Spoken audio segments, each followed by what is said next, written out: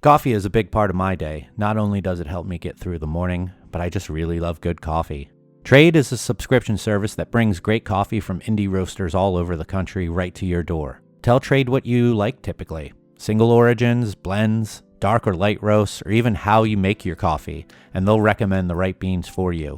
Or you can choose from over 450 different coffees and build your own queue. Then you select how often you'd like your coffee delivered, whether that be 7 days, 10 days, 14 days. Shipping's always free. If you find that you have too many beans and you need to skip a delivery, you can do that. Running out sooner than you think and need an order sooner, you can do that as well. No charge. I've done it myself a couple times. It's great to know that I have that flexibility. Go to unitedwedrink.com/trade and get started with Trade and enjoy 30% off your first month. That's unitedwedrink.com/trade.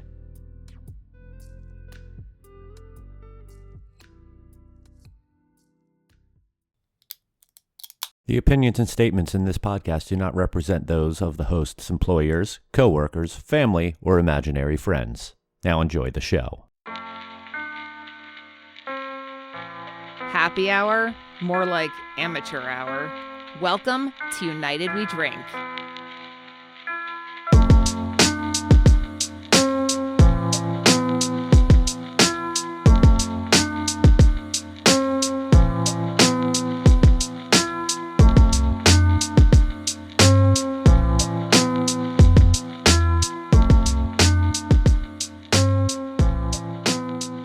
Hello, everybody, and welcome back to another new episode of the United We Drink podcast right here on unitedwedrink.com, as well as Apple Podcasts, Spotify, and wherever fine podcasts are found. My name is Mike Urevich. Here again, as always, with me are Tim and Kevin. How you guys doing tonight?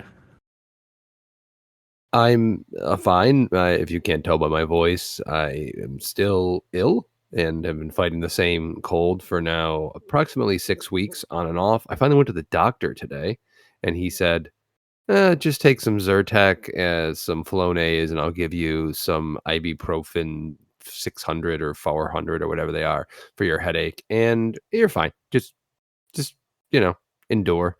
So I'm enduring, and I'm enduring with you two fine gentlemen, and no two people I'd rather endure with. Good Kevin, thing that he didn't prescribe this podcast to you. That would have been mean. No, Kevin, I would say most of our listeners probably usually say that you're ill. I don't know how we as a society decided that adjectives like ill and sick and viral were all and infectious were all good things, but you can think about a song that's really infectious because it went viral and it's totally ill, and if you listen to it, it's got some sick beats. So everything that's terrible is also that's bad, great. Man. You're bad. Yeah. Well, so I've just decided that I'm gonna try to take the noun pandemic and make that like a positive thing. And maybe it's because I secretly long for a pandemic where we all get to hide inside and don't have to talk to people. We can all dream. Or because of the hellscape that we live in right now, and I feel like the only thing missing right now is another pandemic. I'm kidding. I do not wish that on any small businesses. That was a nightmare, and what is going on right now is a nightmare. I do not want a pandemic, and I do not think that would be sick. I'm seeing this new thing from the World Health Organization. What is this about? This is highly contagious. We're in another pandemic. Thanks, Tim. Thank you. Oh yeah, this is exactly how COVID started. I made soup beer a thing on this podcast. Yeah, so shit. Once again, Tim only predicts terrible things, never any good. You done fucked up. Oh yeah, you've done that on this show before. So if this does happen, fuck you. Yeah. Good job. Good job. Just talk more about beer soup.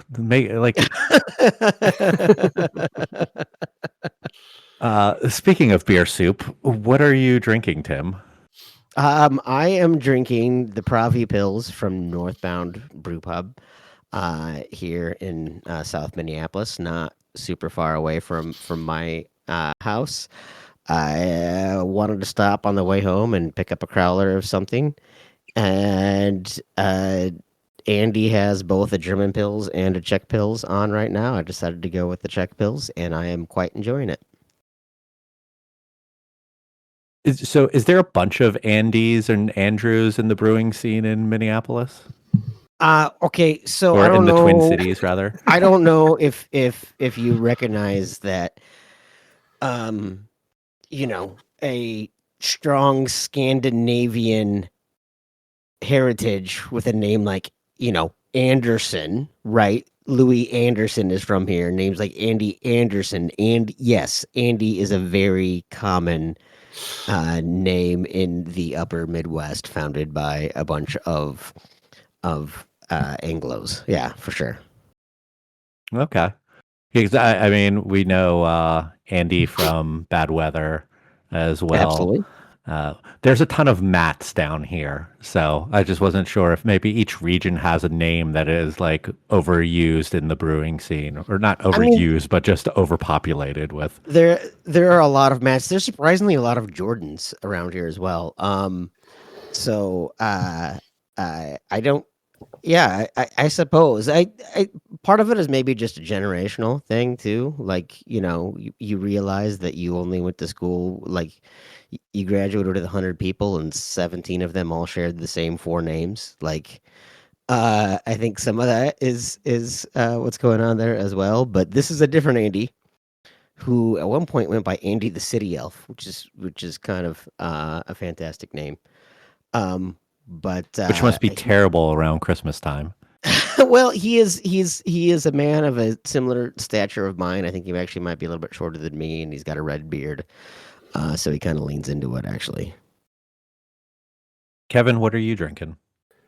I am drinking the Springfest IPA by Sierra Nevada. This was a beer that was put on my radar by one Mike Urevich, basically just saying how beautiful this can is, and it is. It's just stark yellow with green, and Sierra Nevada is so classic. It's awesome. And I picked this up. I actually was up in Cocoa Beach for the Cocoa Beach Brewers Bash, I think they call it. One of the only beer fests I do because it supports Survive First, one of the charities that we support. And I was up there and I hit a Publix and it was just there. So that's what I was drinking most of the fest. That and the non-alcoholic, the hazy IPA from Sierra Nevada, so I could drive home afterwards and be responsible. But this is my last one of the Spring Fest. I will be getting more. It is kind of West Coast style.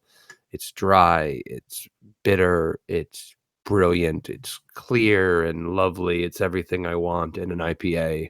And thank you, Sierra Nevada, for putting out another great IPA that I can look forward to. Like you held that up and like it looks like a Helles, like how clear Yeah, it is. yeah, absolutely. That's what I was thinking. Is it is a nice, clean. I would have if you would have said that you were drinking a crisp lager. I Yeah. would have. Yeah. No, Yeah, I would have believed it, that. it looks amazing. It sounds amazing. Uh, Yeah, Mike, what can't are you wait to drinking? try to find it. I have just some Two Hearted. My grocery store had it on sale. It was like I think it was $10 for a 6 pack and very in code too. I was, Like not I was, not I anywhere was, close to being out of code. I was just gonna ask about the code because I feel like in this market, Bell's 200 is either the freshest thing you possibly can find or way too old, and Best almost Buy never May missing. 10th, 2026. Nice. So like still very fresh, tastes Nice. great, and yeah, was and marked down as clearance too. So that almost means like they're out of the set. So they are trying to move that beer out of that place for something new to take its place. Well, that's perfect. I mean, I'm sure, Mike, you're doing business with Publix, and you've been doing gangbusters with Bee Squeeze, so I'm sure you know that the sets just got released, and this is like prime time in South Florida to go to your Publix and pick up some cheap, amazing beers that probably just got kicked out of the sets because it's not about quality. It's about, unfortunately what's selling and what's not. And we got some very good news this year. I'm thrilled about that, but I will be taking advantage of what you just said. Hopefully I'll find some two hearted there. In You Yeah, fact, I mean, my IPA is on the shelf just above it, in that store. Where it's funny. Our B squeeze is in sets, but the two closest public stores to me do not carry it. The only ones in the county that do not carry it, but they have our IPA, which got 2A status, and has been ordered through a number of Palm Beach County stores, which is fantastic. so So it's funny you saying that, and obviously you're right. Two Hearted would not be on discount if it wasn't being kicked out of the sets. We got 127 Publix for Waypoint IPA, awesome! which Congratulations. is great for us, right? But now that you're saying that, I'm thinking, oh shit, did they drop Two Hearted for our IPA? And I will let you know if Waypoint comes and into my store. and if that's the case, man, they made a mistake. Like, why, guys, why'd you do that? Don't. I I love our IPA, but seriously, Two Hearted. this is might be bittersweet for Bells, but I would be pretty stoked to see uh, Waypoint because there are no package stores near me that carry Waypoint. So having something close by that I can grab a six pack, like the only places that I ever see it are Total Wine and Trader Joe's, and neither of them are close by me. So if I can go to my local Publix and get a Waypoint, I'm going to be happy because I truly think it's one of the best IPAs made in South Florida. And I always love having it at Flanagan's when I go there. So on draft. So And dear I'll take it. listener, when you're in your Publix picking up your B squeeze and your Waypoint, make sure to go and pick up some Busy Cold Brew. We are also available. That is true. That is very true. Yeah. Folks. So you can get the trifecta right there at a Publix. Uppers We, and downers. yeah, apparently we need to get them as a sponsor here. The Publix has money. They can throw some money this way. Yeah. If they sponsor the Tiger Spring Training Facility, the next step is United We Drink podcast. I think they've It is graduated very logical. to a It larger does, and more powerful organization. it does make sense. All right. So we wanted to talk tonight a little bit about like I guess segments of the drinking population. What really got me thinking about this was a post that I saw from independent beer journalist Dave Infante over on Blue Sky. He posted a link to Heineken's like 2025 press release about like how they did as a company, like the full on company of Heineken. Like that's everything, every brand under their umbrella. And there he highlighted one specific line from there, which is funny because in total, this was underneath the heading Heineken 0.0 growth in the USA. And it's talking about how well their NA beer is doing. And then just one sentence, Heineken USA was disproportionately impacted by the consumption decline of the Hispanic population. Then it just goes back into talking about Heineken 0.0's growth. Like, just a very randomly dropped line that I think says a lot despite that. So Dave made the inference that, hey, okay, what's that? You said that. Why? Due to what? Due to what? Like, are you going to elaborate? And his inference is that the administration's crackdown on immigration beginning like last summer in a lot of Hispanic hotspots like LA and Chicago, and now continuing, as we know, in Minnesota and Maine and so many other places all over the country, that has really deterred Hispanic populations from going out, buying, like even going to grocery stores and buying beer. So their beer drinking habits have changed considerably over the last 6 months. of course, it is not directly said, but I wanted to get your initial thoughts on that. Do you buy into that, or do you think that it is something else, Tim? Well, I'm first of all, I'm really glad that three middle-aged white men could opine on this topic. I think it's really important.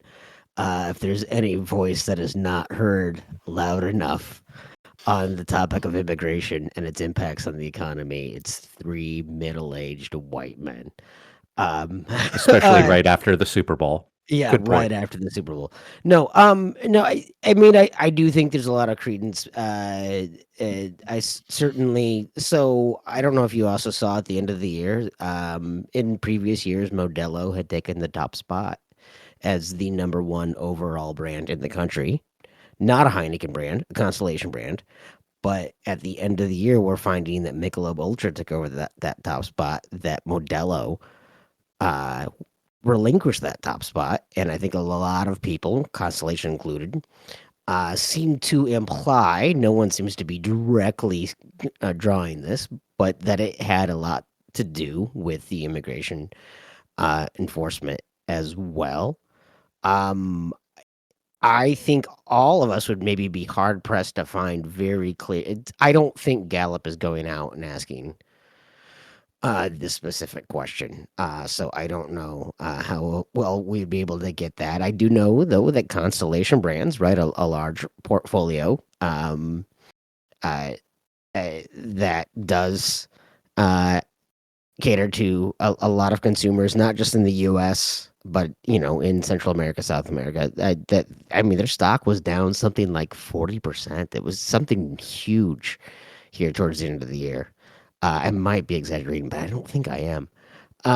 So I think it's something that certainly has some credence. But admittedly, it's not like this is something I've looked into in depth. Kevin looks like he is vigorously Googling, or just looking up old vines, maybe. I don't know. So no, I was googling something. So uh, I wanted to touch on in in totality, and I think Tim, you're saying this directly, but also you're talking around it a little bit in the fact that like there's many aspects to any one of the things that are happening in any industry at any time, and we're um trying to draw like one conclusions on something. It's never one conclusion, right? Even if it's 95% because of this, it's 5% because of something else. Um, There's no doubt that the top spot being taken over by Michelob Ultra is also to do with people being more calorie conscious, people being more alcohol conscious, and the illusion of health in your drinking. There's an illusion to many people that a Michelob Ultra is going to be better for you than a Modelo because it's Sure. ultra and it's light and it's lighter and its calories are lower. It's probably the same amount of alcohol or a very similar amount of alcohol. So as a carcinogen, it doesn't change anything, but to many people, it feels like it does. And we've seen a big shift in that, especially last year. So I can see that also playing a role. What I was Googling was somebody that works with these brands had mentioned to me offhandedly that there was going to be some rebranding for a brand that we're talking about. And I didn't know if that was public knowledge or not. So I'm I looked to see if I saw anything on there, and I didn't see it. So I'm not going to talk about it. Not that anyone's going to know who I was talking to or what it was. I'm just not going to say anything. But so I wanted to see if there was like a Super Bowl commercial that talked about it or whatever. But uh, no, I think there's so many things that can affect any one of these brands, the industry at large, and I think it's important to identify what we're talking about and the idea that less Latino people going out and drinking in bars or wanting to be out in the market and out and and changing their habits is an effect. It's a downstream effect. The amount of things that happen because the government takes a radical action is never understood. The repercussions are usually figured out by economists 10 years later. Right? And then we go, "Oh, shit, that was a real bad idea because of all these negative things." Well, because no one realized what that was gonna do to depress alcohol consumption during a time. I never would have thought that was going to be a thing. And in fairness, maybe it's not. Maybe it's 30 other things, but it's an important thing, I think, to identify and to think about and to kind of keep in our minds when any of the humanitarian aspects of what we're dealing with right now in this country are the most important things. The craft beer consumption is like 100,000, 400, whatever on the list, but it is something that, affects us, and it's something that's worth talking about. Yeah, I mean it's hard because it's one of these things where correlation does not equal causation, but the preponderance of correlations, and because again, it's not just Heineken that has said this, it's not just Constellation that has said this. Molson Coors has also speculated, has noted a decrease in consumption by the Hispanic community. Maybe ironic, since Joe Coors is the mastermind behind Project 2025. Um, Fun fact, that Molson Coors is biting the hand that feeds it. But uh, again, is there direct data? No. Does correlation equal causation? No. Does the preponderance of statistics from multiple areas within the beer industry, both craft and domestic and import and large and small breweries, seem to all point to a very similar trend? It does seem like there's some pretty strong indicators out there. Yeah, I mean, I would be really interested to see what some brands that are very heavy into their involvement in the Hispanic community, what they're seeing as far as sales. Like ones that jump to my mind immediately, they're local here, so take it with a grain of salt. But like Winwood Brewing, who is owned by AB, like when we had Luis on the show, was it last year? It might have been the year before. Um, Talking about that brand that he built up, and like, man, they did something in Miami that no other brand, local or otherwise, at least craft size, could do, and that was hit the Hispanic population and get them to embrace them.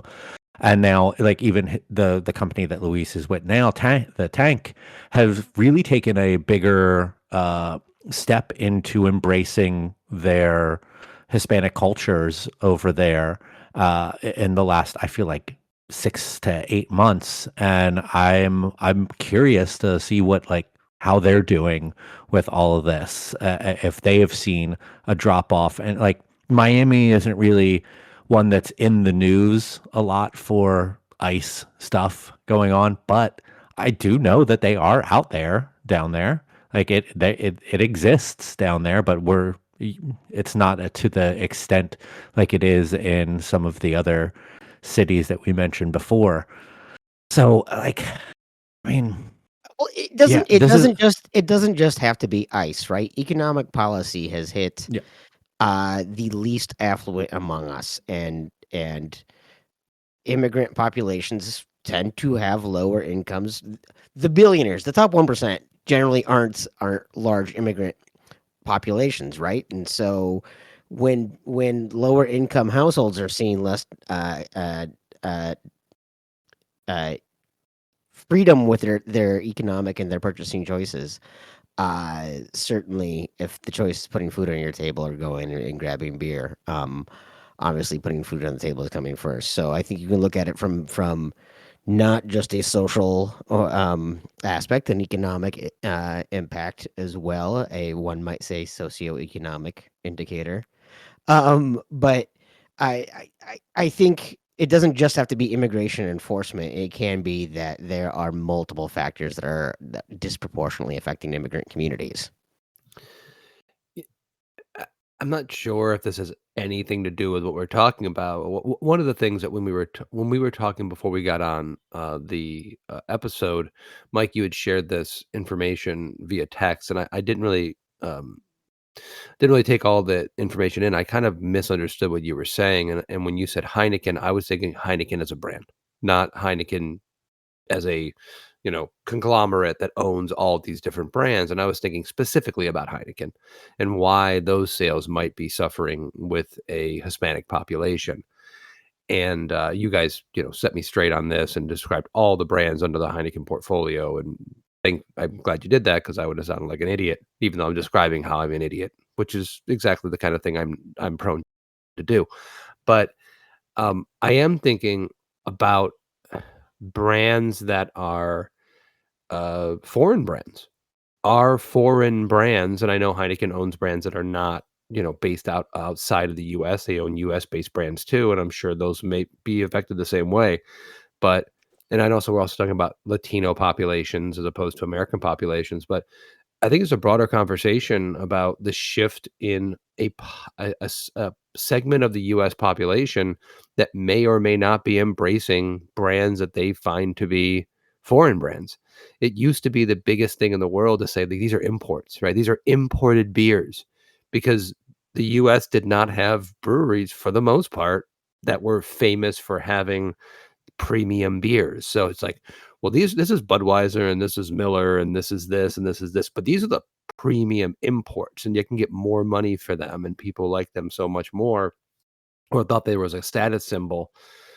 There's a segment of the population that wants nothing to do with anything that's not American. So I'm also interested in like the spending habits and the demographics of that. And is that affecting any of these numbers that might be being a little bit hidden about numbers being down, or what have you? I can see that being a potential. But I do think that's a factor. I don't want to discount it, but imports have been struggling for years aside from immigration issues. These seem to be unique to kind of the last Sure.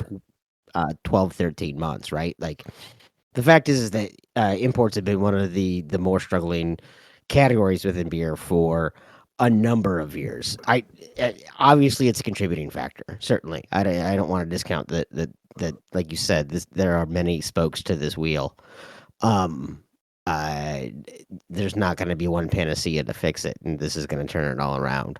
I think why this stands out to me is because it seems to be so unique that this import category, premium imports certainly hurting, right? Like you said, Stella, Heineken not perceived with the high value they used to, but I don't think that is new in this, and I don't think that's maybe the largest chunk of where these things are issues. And like you're seeing it more in your Corona and your Modelo and your Sol, uh, and your Dos Equis. I think that's where some of these, when Molson Coors and when Constellation and when Heineken is talking about these, they're talking more specifically about those non-premium imports. And also, as Mike read that, and what we're talking about not only overall numbers, but overall numbers identified within a specific demographic, right? And they have, Yeah, exactly. I don't know where they pull those numbers from or how they get them, and I don't need to. If they I feel do. comfortable. I need to. Well, Mike, you need to. But if they're gonna share those numbers and act on them, then whether or not they're confident enough to act on them, so we should be confident enough to talk about them. Uh, and yeah, I think there are unique situations that are going on right Yeah, now I that mean, I absolutely mean, affect it. I would wager they're looking at IRI Scandana within specific neighborhoods, right? So, uh, Yeah. neighborhoods with large demographics looking at the scan data within those neighborhoods is where they're getting at that, right? They're not pulling each individual drinker or, you know, checking Well, to see specifically what's going on, but you can suss that out through IRI data well, pretty quickly. well. One thing I want to mention, I'm not sure if Mike was trying to get in there, and I feel like now I'm helping to monopolize all this time. But you just mentioned IRI data. These are the ways that we understand what's happening in the industry. And I know we're a very industry driven podcast, and most people that are listening to us are in the industry, but I think you should describe what that means, Tim. So there are a couple of different kind of groups that work as basically business intelligence for the retail sector that are able to grab scan data from large retailers and be able to uh, uh, bring that all together and paint the picture is maybe the cleanest way of putting that of with these reports, we get this amount of data, and then they put it together that they then share out to other retailers to be able to share that story as well, to retailers, to wholesalers, to manufacturers. You see that scan data across. It's not beer. This is not a beer specific thing. Um, Also, it's funny because old habits die hard that it hasn't been IRI for a number of years. Like they changed the company name to Oh, really? Circana a few years back, but like everyone still says IRI when referring to the data. Nielsen is also yeah, the ones who you hear about TV ratings. They are also highly involved in like sales data for beverage alcohol as well. I yeah, did not know yeah. that. You also had NPD, but I think that's who merged with IRI. That's where you got started. I don't think they changed. I think it was a merger. So I think I don't. I think you're right. It is not technically IRI, but everyone still calls it that because it's still that company, that Yeah, entity. NPD and IRI Right, they merged, merged I believe. to Yeah, become yeah, Circana. yeah. Like Phil is listening to this right now, and he's like, "Oh my God, they're talking about stuff that I know, and they're very wrong about certain things." Like this is so totally Phil's wheelhouse on Yeah, stuff. I mean it's market research for consumer packaged goods. It's stuff that, you know, when It's I the was at Buffalo data. Wild Wings, we were using And all this this is data. also like just so you, this is data that you have to pay for to get. Oh, yeah. Like breweries like Kevin and I, like I don't know about you, Kevin. I'm going to make a broad assumption. You don't have an account of your own for this because it is many thousands of dollars. Yeah, it's Uh, ridiculously expensive. Yeah. we can get some of this data from our distributor. Our distributors have accounts, and if we ask for specific stuff from us, a lot of times they can provide us with that data. But yeah, this stuff is also extremely expensive to have, and you don't see a lot of small craft breweries with access to it.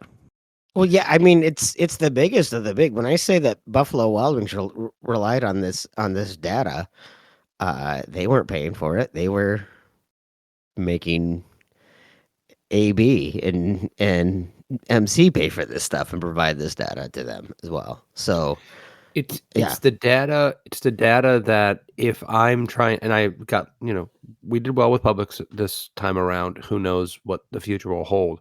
But when you're going to pitch large volume places, chains like that, being armed with IRI data and saying, well, this is what we do in the Southeast and this is what we do here.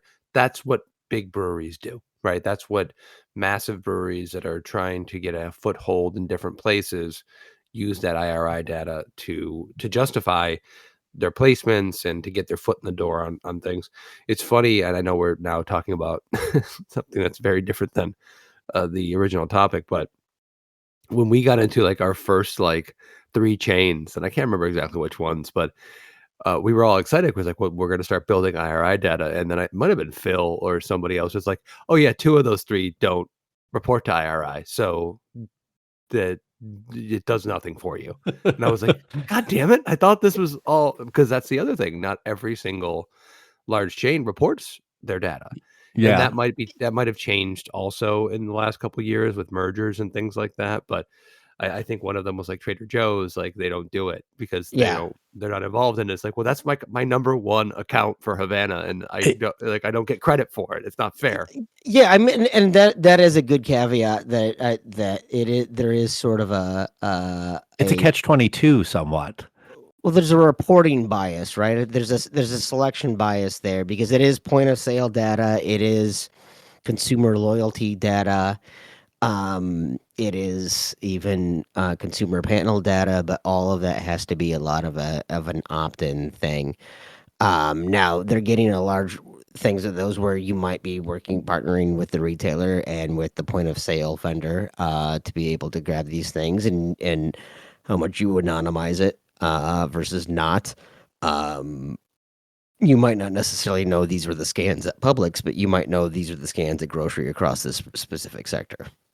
Like I remember when I was first learning about this data at the first brewery, and it was like, oh, in order to build up IRI scan data, you have to sell in places that report to it. I'm like, okay, so how do we get into places like that?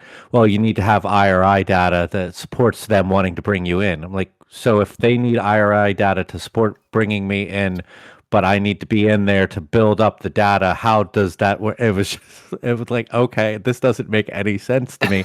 Then it was like, okay, there's smaller places that do it, and you can get into there and build up some data. But it was just one of those, like, this doesn't make any sense how a small business can actually work in this system if that's how it goes. But Welcome to the United States of America and the capitalist economy, Mike. Yeah, this is no, America.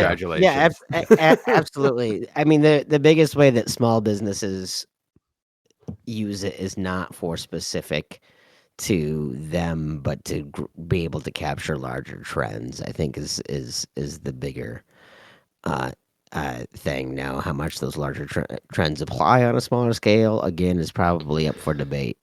Um, but it kind of gets back into how you handle customer segmentation, right? So customer segmentation. I remember doing my master's capstone on customer segmentation, and how there will be a number of especially a lot of the ERP vendors will tell you that they'll be able to provide you with customer segmentation data, and they have the holy grail for that. But you know, companies lean heavily into it and then realize that they become overly reliant on it or trust it too much.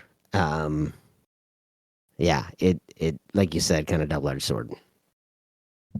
So I have, we started this conversation obviously off of the presumption that this market downturn for a large corporation has something to do with the political realities of the United States in this time frame, right? And it could be 75%, 10%, 95% of why that is. A question for you guys: if you were in the position of power at Heineken USA and you were trying, what do you do? Do you start massive marketing campaigns to Latino communities to try to get them to engage with your brand? Do you wait it out and say, "Well, this administration can't last forever"? I'm just interested in, like, is is that something that you're even interested in? I don't know. I'd like to see what you guys think. Mike, I'll let you go. I've got thoughts, but I'll let you No, go. you go ahead. I don't really know what my thoughts are on it. I mean, if I'm a large company like Heineken, right? I'm certainly going to go ahead and first and foremost activate the levers that I know are working, right? I'm going to focus on my strengths, and I'm going to pivot resources to that. But I'm not going to lose that. If I truly believe that it is driven by administrative issues, that is a large. It's still a growing consumer base that I don't want to lose, right? I mean, the NFL certainly is leaning into, not pivoting away from, a large growing consumer fan base that may not be participating as much in the economy today, but you cannot ignore that where the tides are going.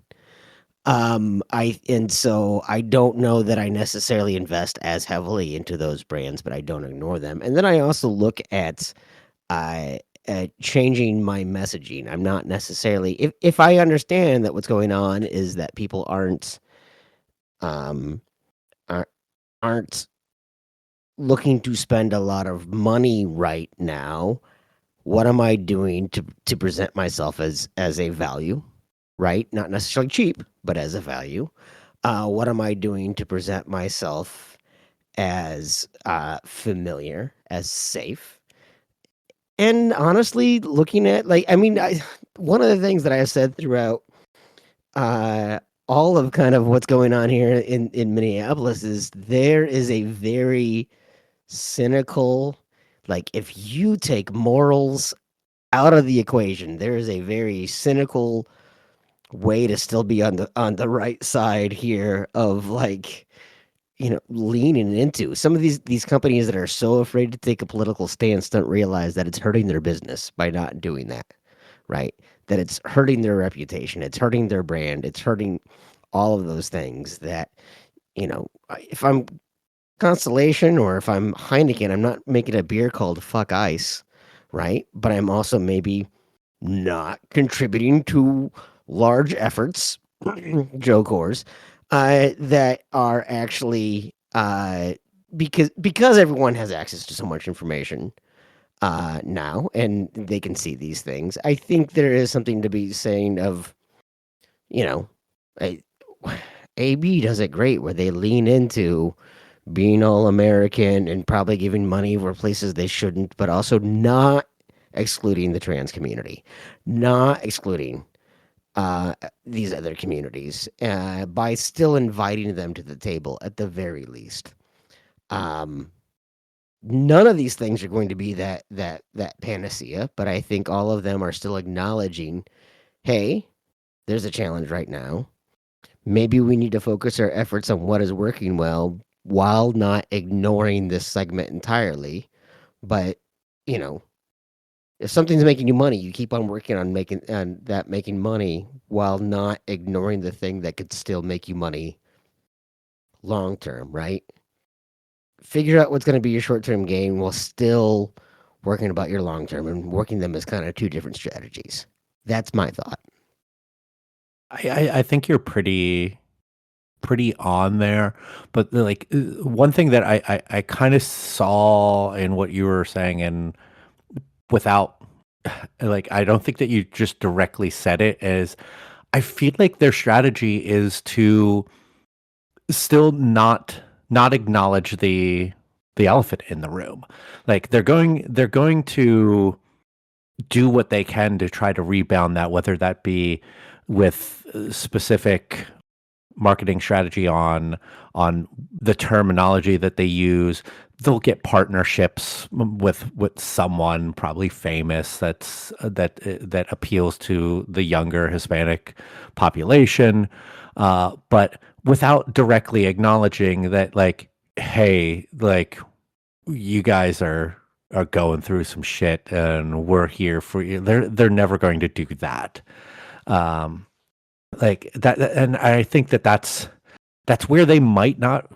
It might not work for them because it'll be kind of disingenuous. It'll just be like, hey, look at we got. I'm not gonna say like they'll get Bad Bunny, but they'll get someone who will be like, look at they're drinking our products. Like you can be just like them. And it's not a matter of that people are identifying. Let me go back. It's not that people are having trouble identifying themselves in these brands.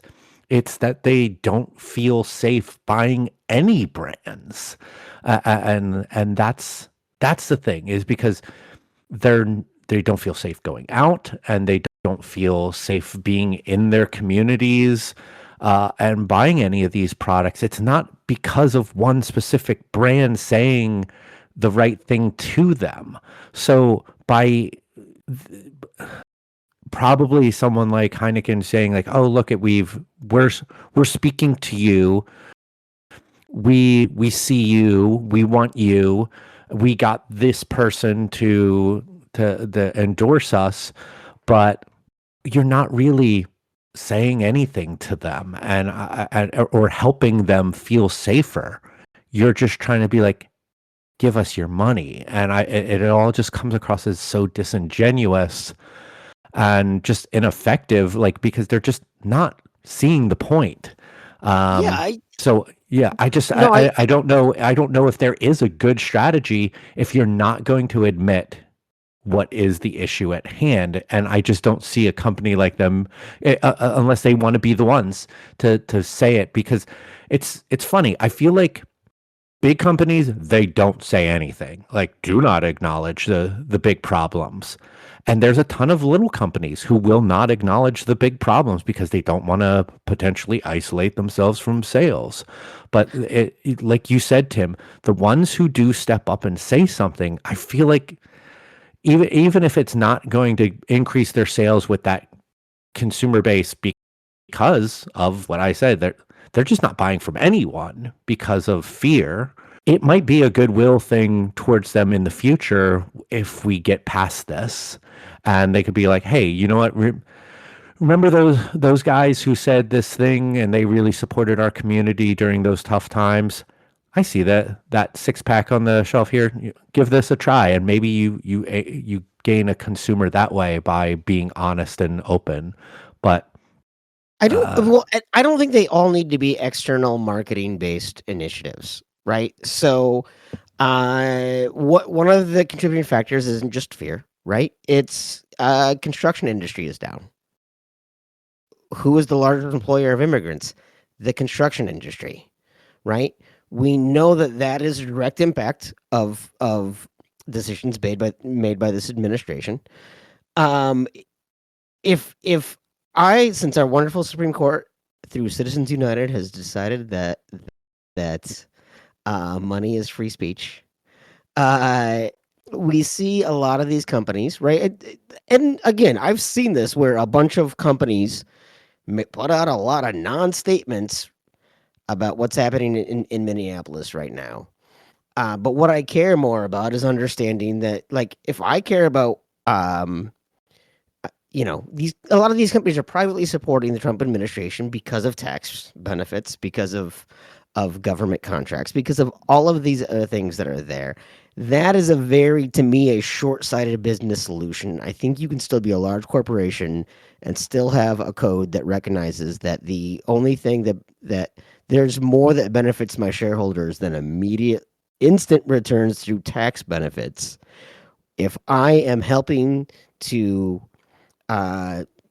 put these PAC dollars towards things that are going to help boost the economy, I'm going to just generate more buyers, right? If I'm going to go ahead and support politicians and government initiatives that aren't just about Project 2025, if you have, if you are able to, it doesn't always have to be a outward, hey, look at us, we're giving money to James Tallarico or whatever. It can literally just be understanding that the benefit for my company is to create more consumers, and the best way to create more consumers, like the best benefit for my shareholders, right, is to have more consumers, and the best way to have more consumers is to help uh, use my dollars as free speech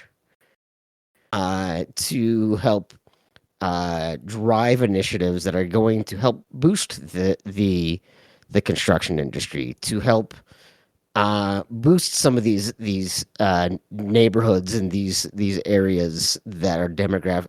The demographics seem to be coinciding with these slumps, and being able to be a boon to those neighborhoods and those communities.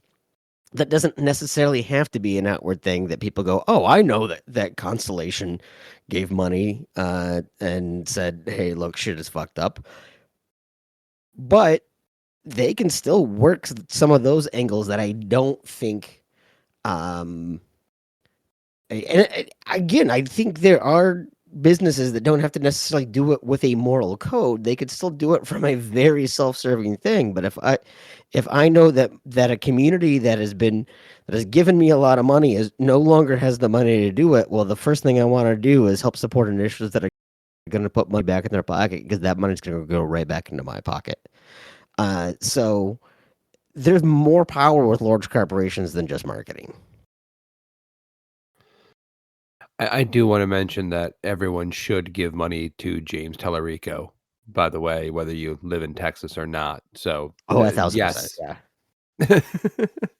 1,000%. But yeah, you don't have to do those types of things. They don't have to be press releases or marketing things. They can be done just What- through influence and initiative that is also going to help in turn create more consumers. Because at the end of the day, capitalism requires consumers. And if I'm going to be a good capitalist, I sure as hell can do a lot of things to create more consumers.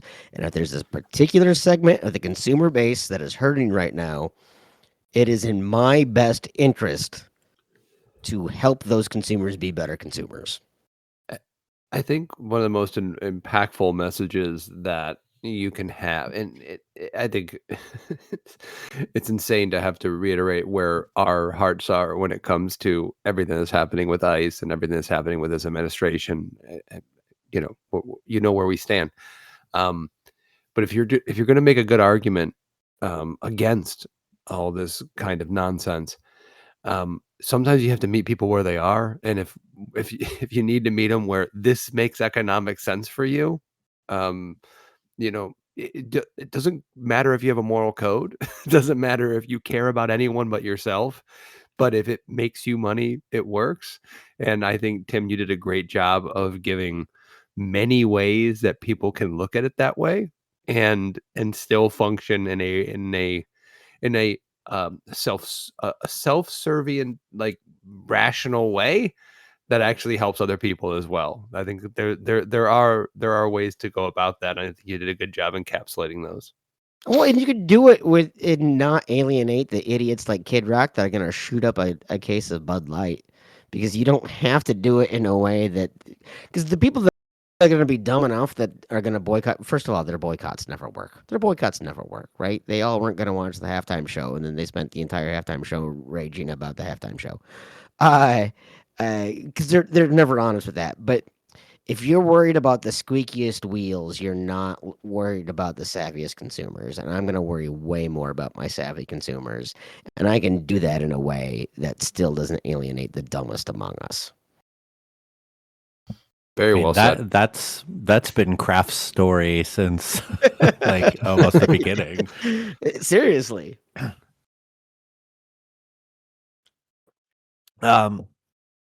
So I think we solved it, guys. I think we Yeah, we solved figured it it. out. The gang solved the Hispanic beer drinking problem. I told you all it took. All it took was 3 middle-aged white guys to just sit down and brainstorm. We are our own Cato Institute. We are our own libertarian think tank that figured out the best way for It's the Wednesday, economy to sell. 9:39 p.m. in Philadelphia, Pennsylvania.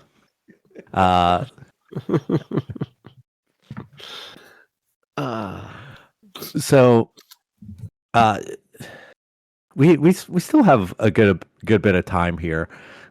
Tim, you've mentioned a lot in our text chains recently of like seeing regional brands like condensing in your neck of the woods and thinking that this is like going to be something even more than just your local area. Like, you want to talk a little bit about that?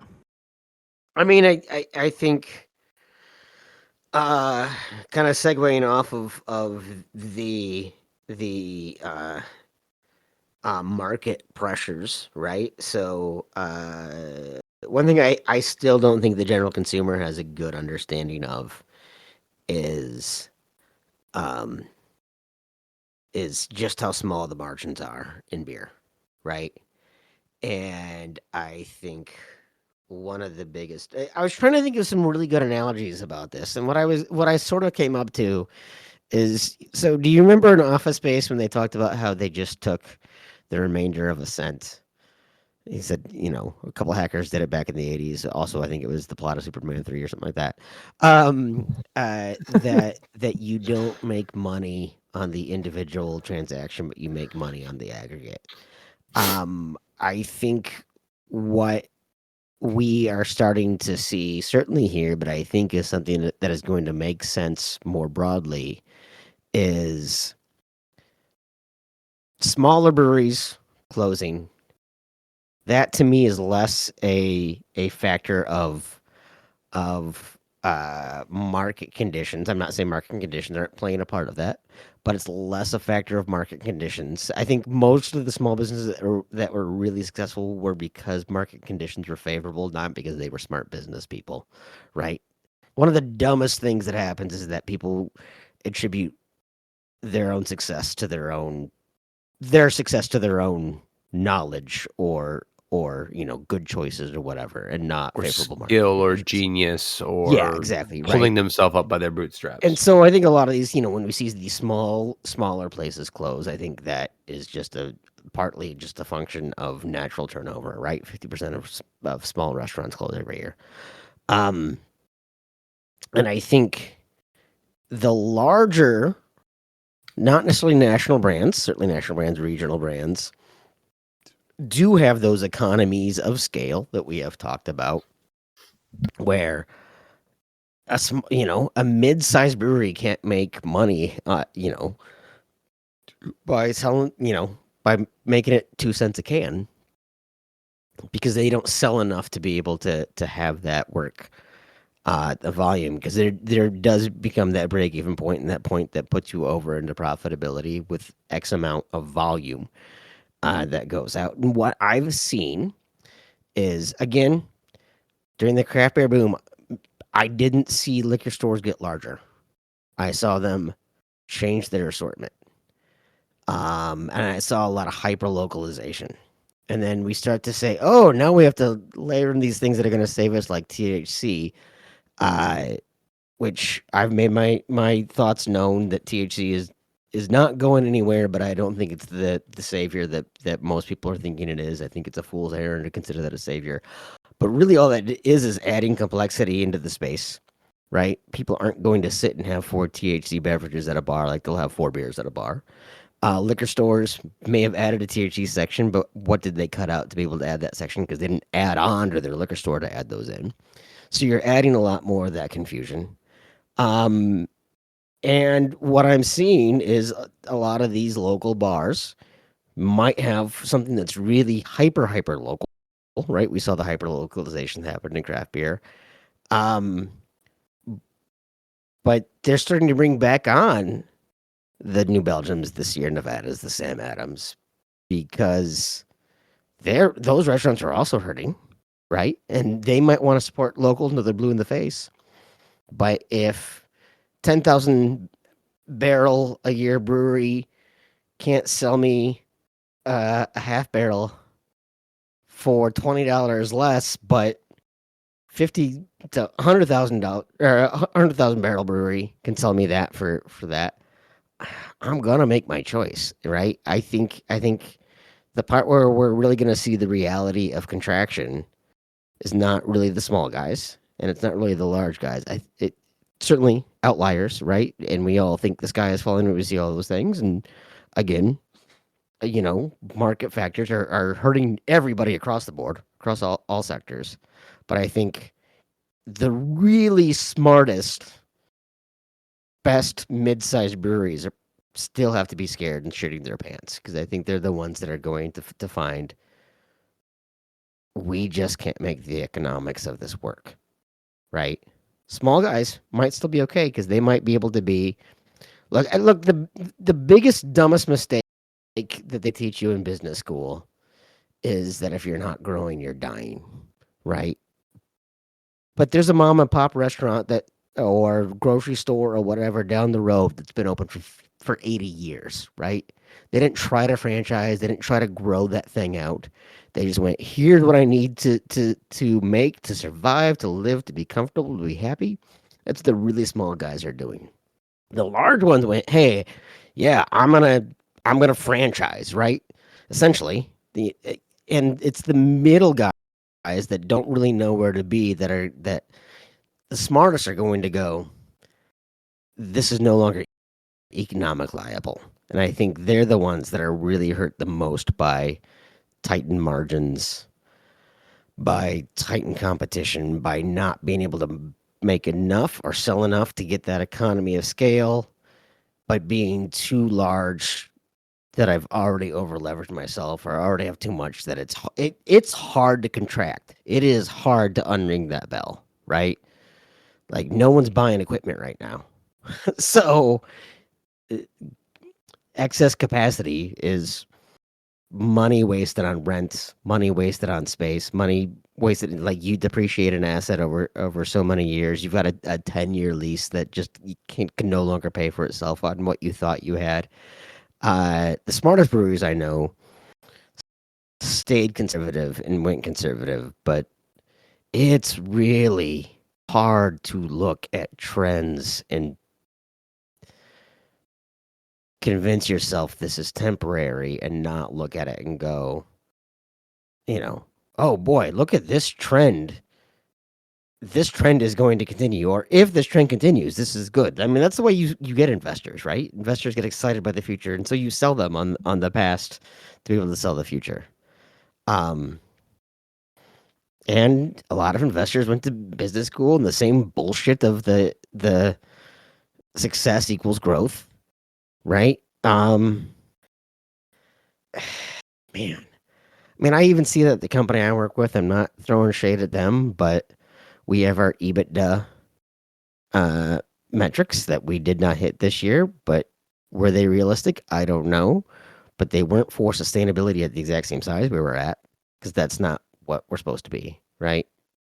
I think that is where I see those regionals coming back in, is that there seems to already be a void created by either the smart ones getting out, or even the smart ones being forced out, or just the fact that the smart ones are about to be out and don't know it. It's that middle ground I think is going to be getting killed the most.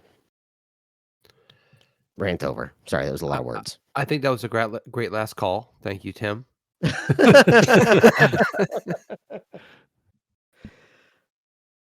Thank you. Good night.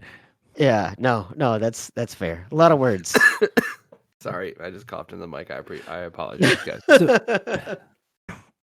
I first, I have so many things in there that I wanted to respond to, but didn't want to interrupt you. One quick thing that I want to say about like no one's buying equipment. There is a local brewery who is shutting down soon, and it's funny that their asking price for a lot of their equipment is already being laughed at because they want like 80% of what they paid for the stuff, and you're like, go fuck yourself. Like, never gonna happen. We essentially just want all of their like clamps, gaskets, and fittings. Like we don't even want anything of like major from them. But the mid-sized people, like this is where I am seeing like the most mergers happening. I feel like you're seeing a ton of these small regionals, like they're not like major regionals, but you're seeing them combining and merging, like one that just popped up in my head. Like you guys might not even be majorly aware of most of these brands, but like Yards, Two Roads, and Heavy Seas merging last year into one company. Even before that, like with 6 Point, Victory, and Southern Tier merging together. Like these, I almost feel like when these companies are merging together to try to, they're thinking, hey, together we can all grow and we can all overcome this together. Whoever is the seller out of those is the one who is probably the best off. Like someone is the buyer out of those things, and someone made money off of that sort of merger. And in those cases where you have a merger, it's an acquisition. It's just a fancy way of putting it, to try to beat this together. Whoever decided, all right, I'll take the payout. You can keep me on. I'll be COO or CEO or CFO, whatever, and take a paycheck. They're usually the ones who worked out best, and they're like, oh yeah, I got. I maybe didn't make like a ton of money, but you know what? at least it's not my financial responsibility anymore. And I'm making a paycheck for a little bit longer. And, if it goes down, it goes down. But man, some of this stuff looks like on the surface like, oh, cool. I like the one I said before, Yards and Heavy Seas, two breweries that I really like. Like, oh, cool. Getting to see them work together is awesome. But at the same time, I'm like, does that mean that they're not doing really well to where they're merging and they're doing that? Like, and is there a chance that I could say bye bye to two brands that I really like and enjoy? Um, so yeah, like that middle section is scary to me. Um, like I even think that when you were talking about the dichotomy of scale, and a lot of those big breweries are built off of distribution. They're distribution breweries, and I feel like a lot of these breweries built themselves into being distribution breweries first and foremost, where that is not the money that you make. Like money that you make on a smaller side is in your own house. And these places are not big enough in a own premise type of business to sustain themselves, and they need to push more distribution. They need to keep on going more and more distro to try to somehow catch up. But when the margins are so small, like you said, it almost seems like you're just forever chasing your tail. Yeah, and I mean, you can talk about physical assets all you want, and how everyone's depreciation schedules got fucked, right? So their balance sheets got fucked. But the amortization of their intangible, their brand, the salvage value, uh, originally calculated is probably fucked because it's so dynamic, and because that is so market driven, and the market has been so dynamic. Um, uh, those balance sheets for those brands they thought weren't there. Now there might be some brands that have been able to take their intangible assets and are doing a lot better, but they might be struggling with their depreciation of assets and vice versa. Uh, looking to be more beneficial for a company. So yeah, if I can get rid of my fuck depreciation schedule and not have to worry about that being a huge liability for me, yeah, I take it. Take it in a heartbeat because you also don't know how long your brand valuation really makes sense. You just Kevin? said a whole lot of words that and I understood, and I understood them. I did. I was gonna say, Individually, I I was gonna say understood them. you understand this. No, I do. I'm just it is in some ways looking at business in a breaking down everything that we're trying to accomplish as a brewery and bringing in Jesus. I am really struggling here, guys. I have the worst fucking headache. Um, I look at my brand and I am too often not looking at the big picture and looking at what it's going to look like 6 months from now, 9 months from now, a year from now. And this is part of being not the mid-sized brewery that you're talking about, Mike, but a smaller brewery. Like we're a small brewery, but we're still playing in those big spaces. We're still playing in that production space where we have to be in Publix and we have to be in Trader Joe's and we have to do these kind of things. And as someone who's responsible for this and understands about 75% of what Tim just said, I find myself sometimes lacking because I'm really looking at this month and this week and this order. And sometimes I Paycheck feel by paycheck breweries. yeah, I Like, mean, in a lot of ways, and I look and I sometimes feel I get that imposter syndrome. I get that understanding that like, man, am I really doing this right? I feel like I have a hold on something, and then I kind of, a curveball gets thrown, and then I look at it from a different perspective, or I have a conversation with someone who's very knowledgeable, and I go, oh fuck, I'm not doing that. I think there's a lot of people like me out there that got into this industry with really great intentions and with, I think, some knowledge and some passion, and really kind of learned along the way. I don't have a business degree. Um, I don't have some of the base knowledge that someone like Tim does. Um, and I sometimes find it difficult to look at the business in the way that it's probably necessary to do so to be long-term successful. I mean, there's certainly something very valid to, as kind of as Mike said, paycheck to paycheck. It is hard to worry about where you are swimming to when you're just struggling to keep your head above water, right? Like sometimes you have to put on your own oxygen mask before you help the people around you, type of thing. Like there is a certain amount.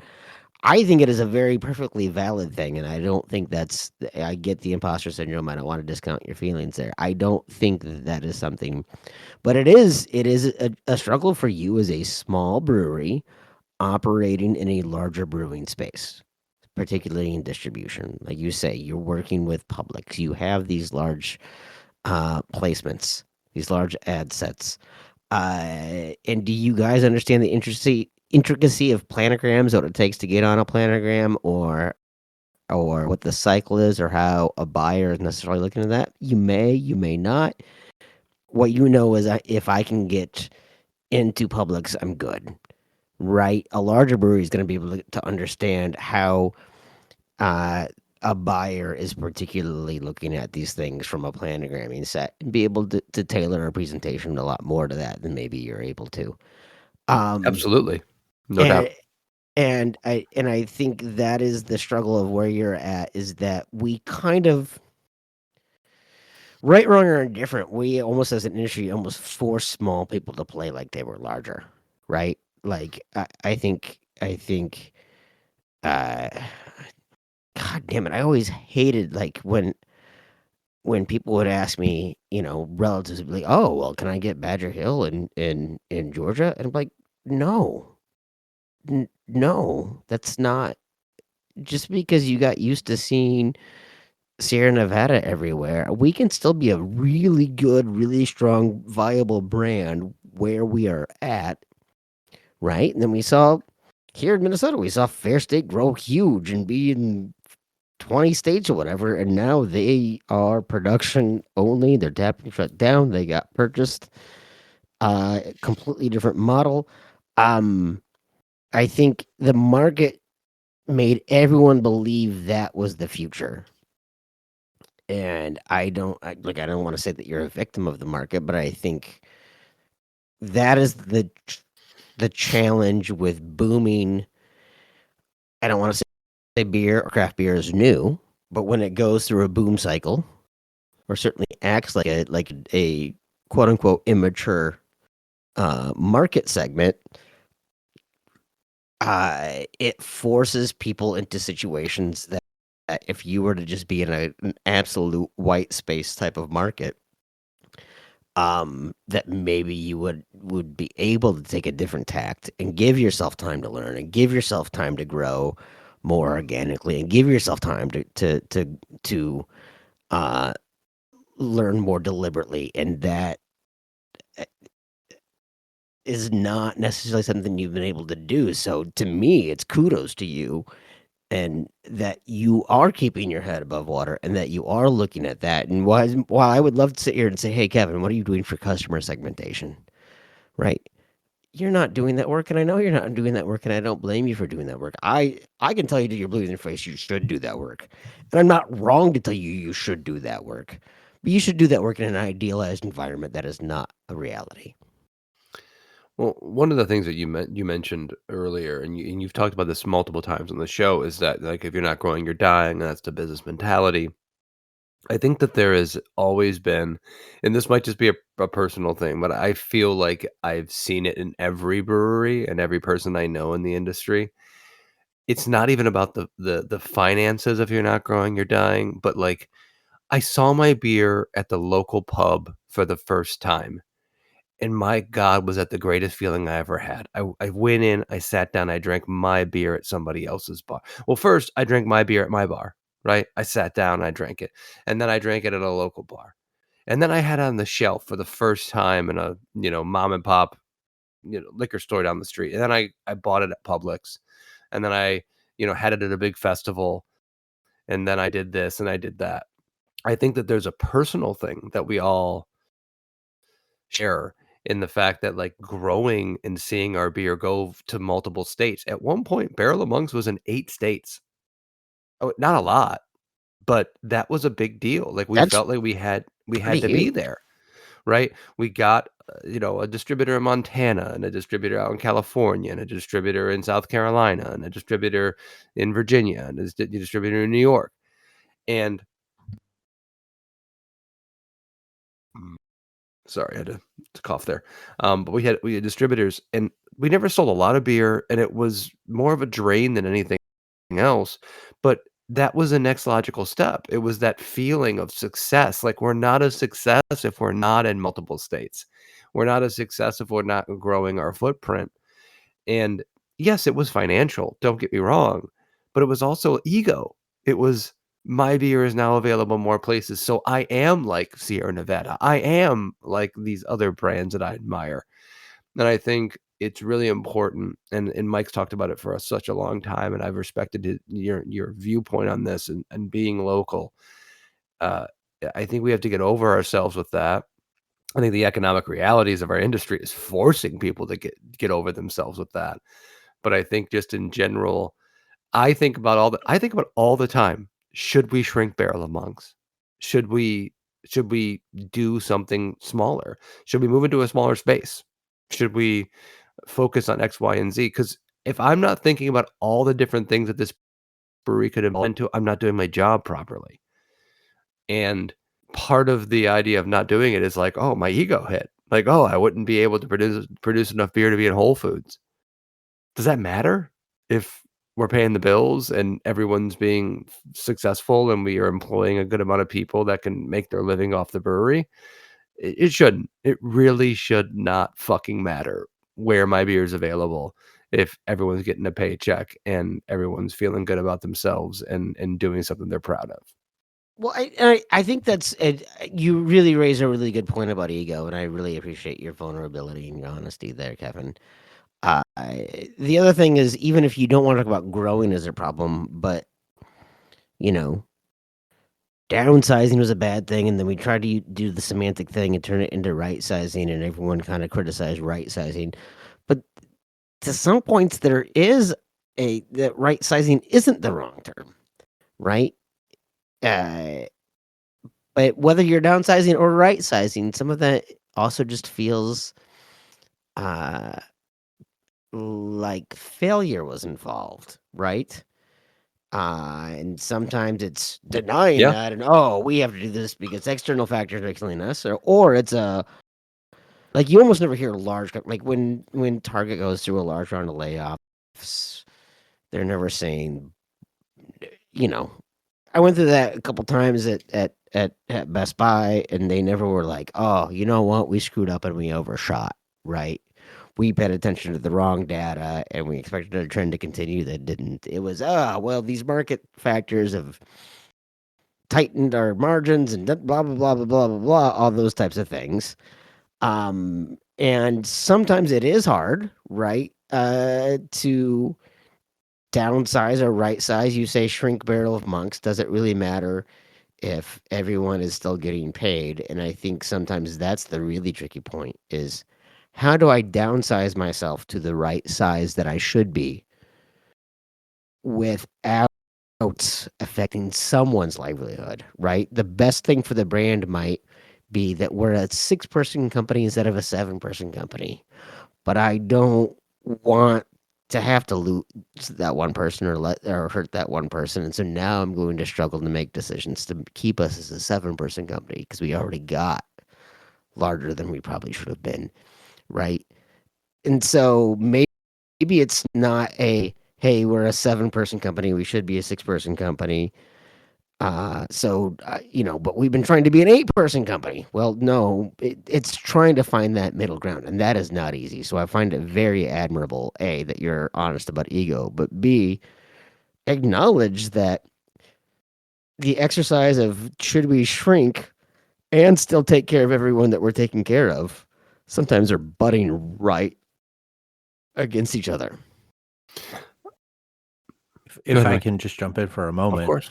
like one of the first things that jumps to my mind in that is Allagash and how they I don't know what terminology they used, but right sizing would be a good way of putting it when they were at one point distributing in like 30 something states and then they scaled back like how many states that they're distributing to more focus and right size their company, and it actually worked for them in increasing sales and increasing their company size at that point. And being honest and open about that, something that they've definitely been, is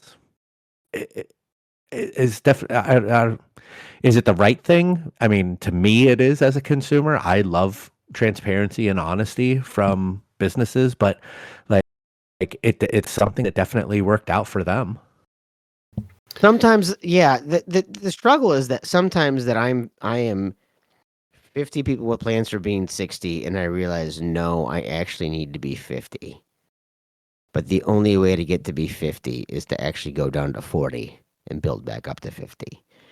And I think Yeah. that is the struggle, right? So Allagash, you're right, actually pulled back, right decision long term.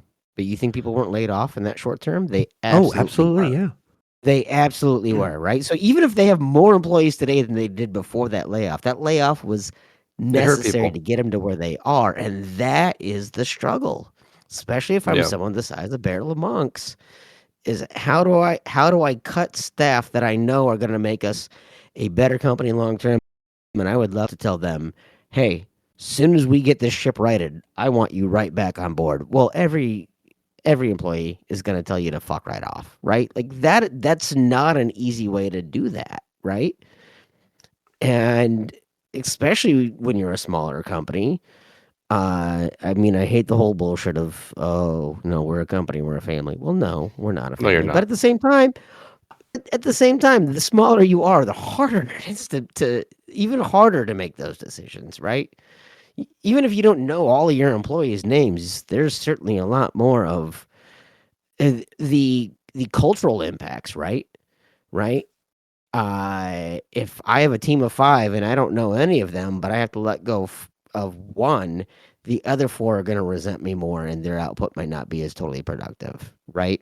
Whereas if I look at that team of 300 and I have to let go of 10, you're not going to get the same resentment from 209. Like every decision you have, the smaller you are, even if it's a proportional in terms of numbers, is disproportional in terms of cultural impact the smaller you are. For sure.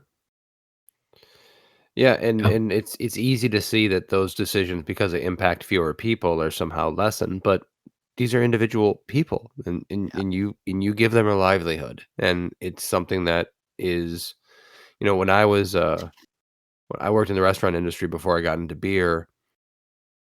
I was a manager for a short period of time, and I was responsible for hiring and fire. Well, mostly firing, not hiring. And I remember a particular case where I had let someone go, and it was one of it was.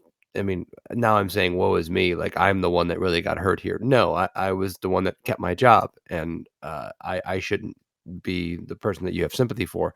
But it stuck with me, and I said, "I will never do this again.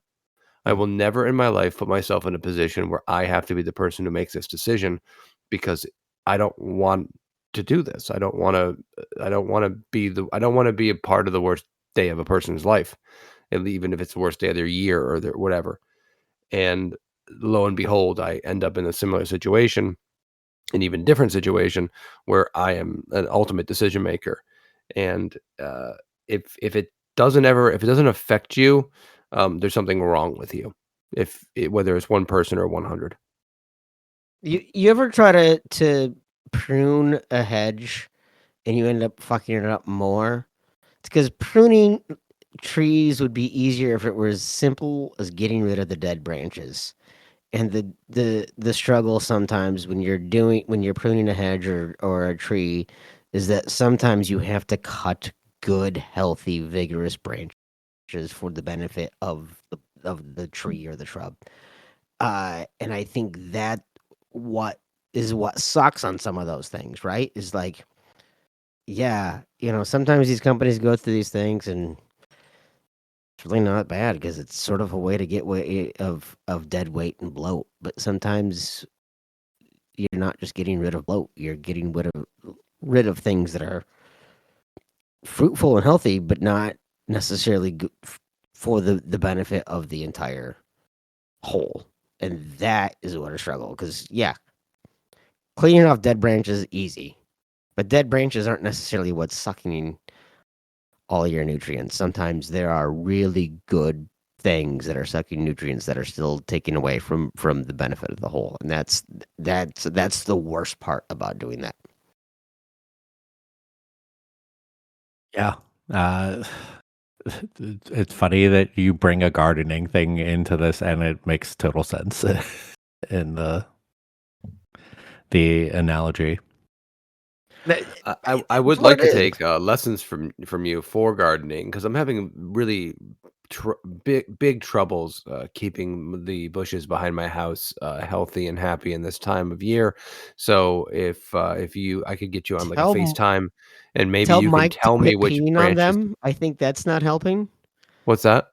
I said, tell Mike to quit peeing on them every time he comes over. I think that's No, it's probably it, it it's probably his kid is peeing on them, because my kids love to pee on bushes. Well, we're learning so Or many it's the things about dog. our Just families. blame the dog. Blame the dog. Um, yeah. I didn't realize the dog could spell out his name while peeing. It's pretty incredible. anything else you wanna add into this before we head into last calls? I got nothing. No, I've already said way too much.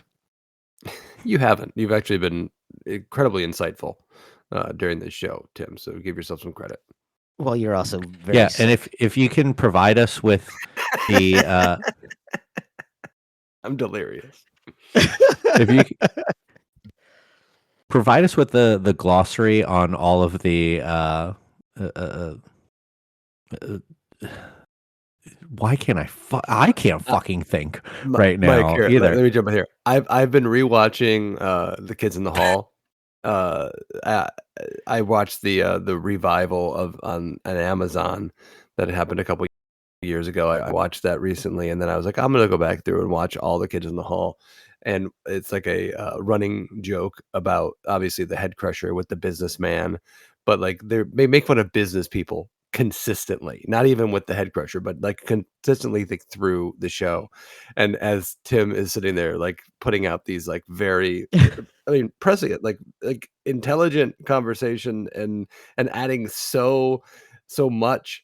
I'm sitting there going, businessman, businessman, and I'm just thinking but that's only because I've been watching Kids in the Hall. Yeah, no, it's perfect. I remember in sixth grade, my friend brought in a video to show the class from Kids in the Hall, and we'd looked through things and we found something we thought was appropriate for a sixth grade classroom, and we thought it was totally fine. And at the very end of the sketch, it was like a courtroom sketch. I don't even remember. I do not remember the sketch, but at the very end, the judge says, "Now bring out the whores." And our teacher immediately shut off the TV in the classroom, and Justin got into a lot of trouble. But like, we totally forgot that was the very last line of the sketch. So, Kids in the Hall feels very appropriate. Is that 90% of what I said was perfectly fine, and the very last 10% was completely wildly inappropriate for the audience. Let's head into last calls then. Like I feel like that was a quasi warm up last call for Kevin. uh, this is the point in the show where we give each other an unspecific amount of time to talk about whatever it is that we want, beverage related or not. The only rules is that it is uninterrupted, unopposed, unobjected. And let's just start with Kevin today. I appreciate that because I'm teetering on the brink of coherency right now anyway. So getting me out of the way is helpful. Um, I know I've talked a lot about music, and I did a whole thing about the Bad Bunny Super Bowl I almost said Super Bowl show on our last episode, and I don't want to beat a dead horse, but watching the show, not speaking directly about any of the reactions or any for that, which I want to scream about and get angry, but that's not going to be helpful. Um, One of the things that I recognize in watching that show was that I don't want to say I pity or I'm like I feel bad for people who can't find beauty in things they don't understand or things that may not speak directly to them because I think that's a little it's insulting. But I do, but there's at least an adjacent feeling to pity or sadness for people who can see an expression of joy and love and culture that isn't their own and not at least sit there and go, "Huh, that's really lovely." And I'll give you an example. I am an atheist, and I have been since I, as George Carlin would say, reached the age of reason. But if you put me in a Southern Baptist church and uh, allowed me to see people celebrating their religion and singing and community, as much as I'm not even an atheist, I'm an anti-theist. I think theism is one of the root problems in the divisiveness of all human beings. I think it's the main cause of tribalism. I have deep rooted problems with the even concept of religion, but I would sit there and be in awe of the beauty and the togetherness of people celebrating their faith and their community together. Uh, Tim Minchin, in one of my favorite songs of all time, "White Wine in the Sun," which is a Christmas song, he talks about being an atheist and Christmas meaning something different for him. It had nothing to do with Jesus, but in one of the lines is talking about the music, but I quite like the songs and finding joy in even religious Christmas songs, even though he's an atheist, because it's beauty. It's the expression of love and togetherness. How can we not look at a celebration like that, whether it's your own or not, and not get something personal out of it or experience it as part of a shared humanity that we all can have? And to cap this off in the best way I can, even going kind of adjacent to religion, Juggalos, uh, ICP, uh, one of the consensus worst bands that's ever existed in the history of mankind. I think if you put me in an ICP concert, for anyone who doesn't know this, congratulations. But they shoot Faygo Cola, or sodas, which is a Michigan company, and they have all these things that they do, and people with their faces painted and jumping around like maniacs. And I don't want to be there because the music's terrible. But I think I'd really enjoy watching it. I think I'd really enjoy watching these people surrounded in this cacophony of nonsense just enjoy themselves and feel like they belong. They just belong to something. Whether I think it's ridiculous or not, they feel like they belong. And I would encourage anyone as especially as you age, when it's really, really easy to say, "This isn't for me. I don't understand this." And I get it because I feel very similar all the time. To just take a step back and say, "Can I experience something just for the pure joy of the humanity that it displays?" And I don't think you have to be of a political affiliation to do that. I don't think you have to be of a religious association to feel that. I think it just makes you a person. And that's all I got. Tim? Boy, there was one that was very hard to respond to there without sheer laughter. Thank you, Kevin. For me, uh, I am going to talk about the Bad Bunny thing, just because we're now on the other side of it, and there's just some things that have been bothering me because I still see chuds today, 3 days later, uh, with this performative bullshit of we speak English in America. First of all, uh, our country's motto, "E pluribus unum." That's not English; it's Latin.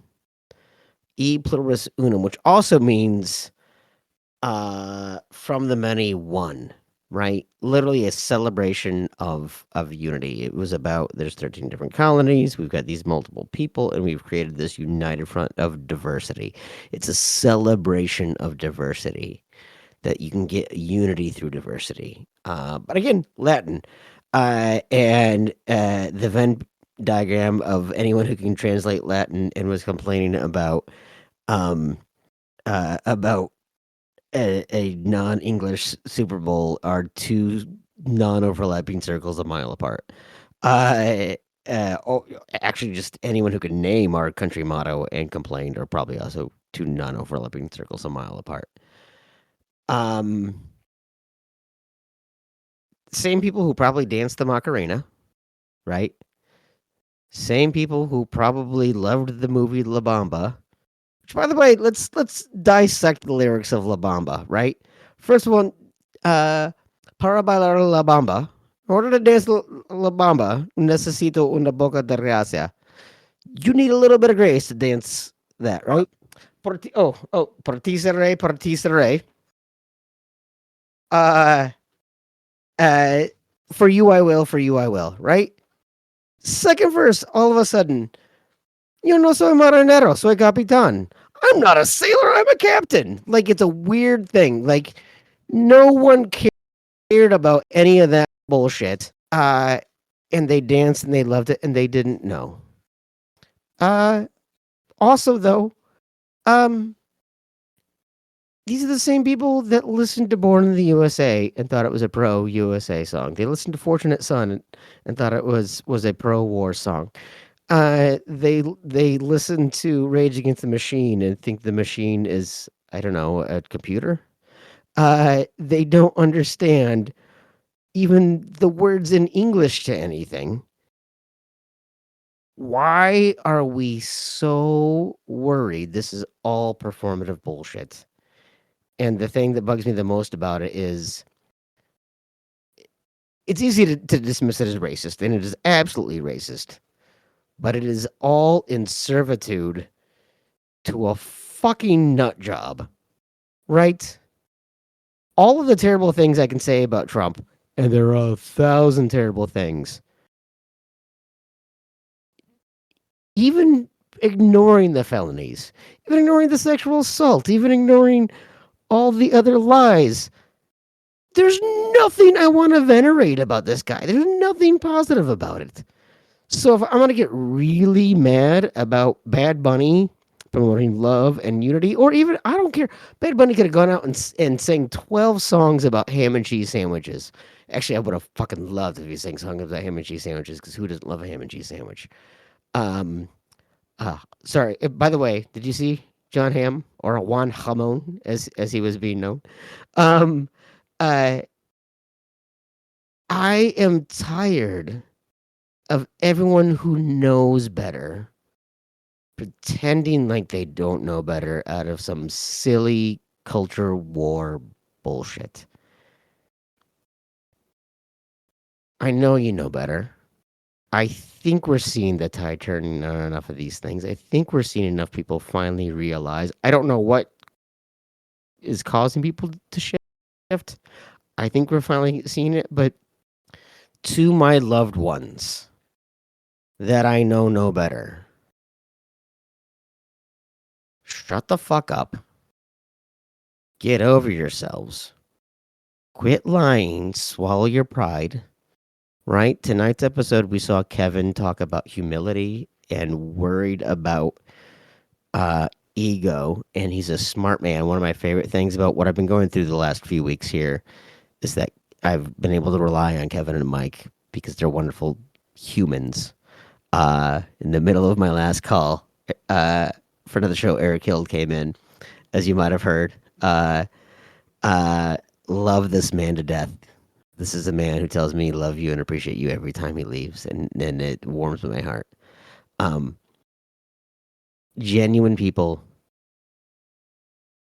and I know you are too. So just be genuine. Quit pretending like you don't know the lyrics, and so suddenly it's terrible, as if singing about topless dancers in a methadone clinic are suddenly virtuous. Um,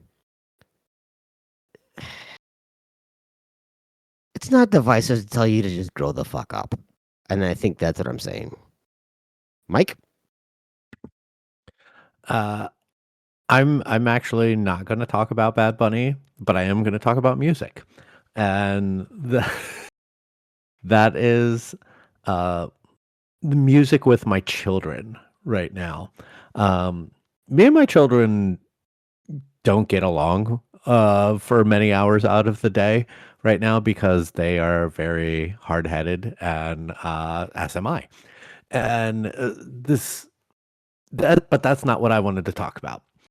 Um, uh, for the first 4-ish years of their lives, music for the most part with them is Disney soundtracks, Encanto, Moana, uh, Aladdin. So many of the Disney catalog is played in our cars. And then TV shows, just the theme songs to TV shows. I feel like I would want to blow my brains out if I ever hear Dinosaur Train one more time in my car. Um, it's been a struggle, but over the last few months, I feel like we've been making some breakthroughs. Um, I have gotten into we have gotten into mommy and daddy music. We will play some music that we like, and it was met with resistance at first, but there's been some songs that the boys have picked up. Bruno, the oldest of 1 minute, has picked up some more than Jack. He has become a big fan of the Ramones. He loves Blitzkrieg Bop. He loves Rockaway Beach. Uh, he just bobs his head. He picks up lyrics here and there and will sing along where he knows. He last week or so, I was cooking dinner and I played the entirety of The Artist in the Ambulance from Thrice, one of my favorite albums, and he was headbanging along to some songs. Never once was like, I don't want to listen to this or anything like that. And he's been picking up more and more songs that, and today, when I was working on dinner, he goes, "Dad, can you play I Want to Be Your Dog?" Song by the Stooges. And I was like, this is not a song that I ever thought that I would hear him request.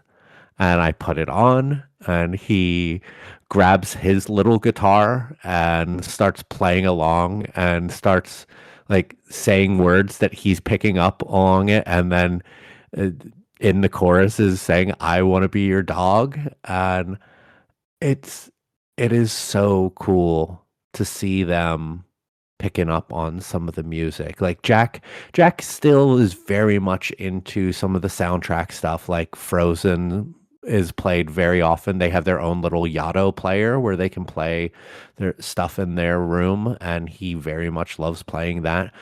But he used to hate hearing Blitzkrieg Bop, and now he loves hearing it and will sing along to it too. He used to hate hearing Rockaway Beach because Bruno liked it, and now he loves to sing along with it too. Like it is one of the fun things going on in our house with the children right now. So it with all of the crazy, outlandish, awful things that are going on with them, I will take the fun bits and shine a light on them and really enjoy them right now. So yes, it's really cool to see the musical taste in our kids starting to change from what you expect to something new and interesting. Uh, does anyone want to plug anything? I got nothing. I'm gonna plug Publix. No, but I will say, if any of our listeners send us a picture of you at a Publix buying Waypoint IPA and B Squeeze and Busy all in one picture. That's a challenge, yeah. If we see you doing all of that, send me your t-shirt size and what t-shirt off the United We Drink merch page on our website. Go to uniteddrink.com, navigate to the store. Let me know. I will personally buy you a t-shirt if you buy all three of those. That would be fucking awesome. Other than that, like, yeah, there is that store you can go check out that Tim said, unitedwedrink.com/store. Shirts, buttons, stickers, totes, all of that fun stuff. I'll get around to new designs eventually, probably by 2028. Okay, 2030. I don't want to set myself up with too many goals. There's also our website, unitedwedrink.com. If you go to the Brands We Love page and purchase something through those links there, we get a little kickback. Things such as Trade Coffee, where you can get coffee delivered to your house, made in cookware, something that I have a lot of in my house, and so many other wonderful things. And other than that, we'll be back in a couple weeks with another. Oh, wait, you know what? I'm gonna declare it now. The next episode is the last call episode, the one that Tim's been wanting forever. All last calls. Okay. The one that we can respond to. So there's that. I'm making it so. So we'll see you in a couple weeks for that one. Cheers, everyone. Cheers. Cheers.